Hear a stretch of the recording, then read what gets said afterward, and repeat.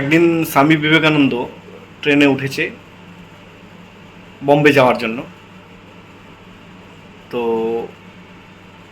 অনেকক্ষণ যাওয়ার পর কিছু মহিলা ওই ট্রেনে উঠেছে। তো ওই স্বামীজিকে দেখে ওরা বিভিন্ন রকম ব্যঙ্গ বিদ্রূপ করছে। স্বামীজি কিন্তু কিছুই বলেন না, নিশ্চুপভাবে বসে আছে।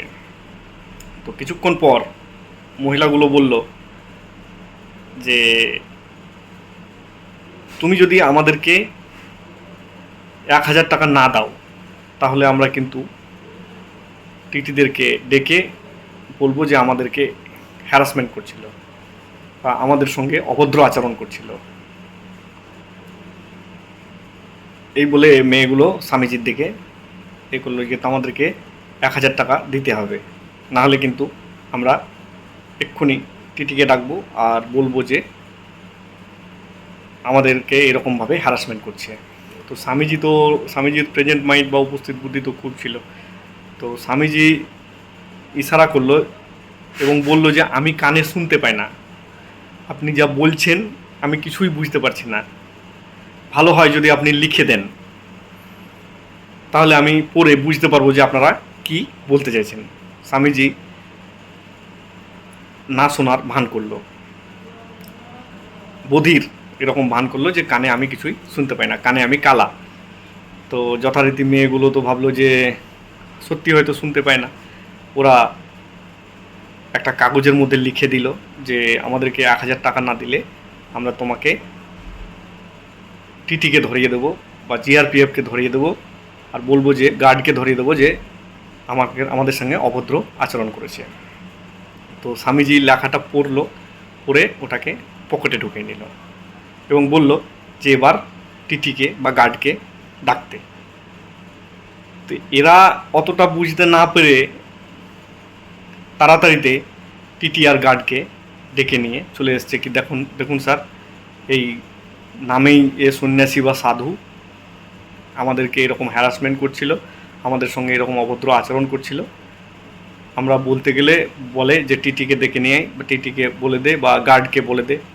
তো এরা এসে তো প্রথমে স্বামীজিকে দেখে তিরস্কার করতে লাগলো। তো স্বামীজি বললে থামুন, আমি আপনাকে কিছু দেখানোর আছে। যে পকেট থেকে ওই চিরকুটটা বার করলো আর দেখালো। তো ওতে লেখা ছিল যদি আমাকে 1,000 টাকা না দাও তো গার্ডকে ডেকে নিয়ে আসবো এবং তোমাকে হ্যারাসমেন্টের কেস দেবো বা তোমাকে বলবো যে আমার সঙ্গে অভদ্র আচরণ করেছিল।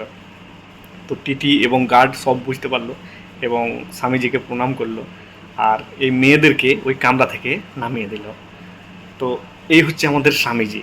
স্বামীজির অনেক গল্প আছে যেগুলো আপনারা শুনে অনুপ্রাণিত হবেন। স্বামী বিবেকানন্দ নামটা এমনিতেই আসেনি, ওর প্রেজেন্ট মাইন্ড খুবই, উপস্থিত বুদ্ধি খুবই ছিল। তো এরকম অনেক ধরনের গল্প আপনাদের সামনে আমরা নিয়ে আসবো। আশা করি গল্পগুলি আপনাদের ভালো লাগবে, আর ভালো লাগলে চ্যানেলটিকে সাবস্ক্রাইব করবেন, লাইক শেয়ার কমেন্ট করতে ভুলবেন না। আর এই ধরনের ভিডিও পাওয়ার জন্য বেল আইকন অবশ্যই প্রেস করবেন, কমেন্টে লিখে জানাবেন যে ভিডিওগুলি কেমন হচ্ছে।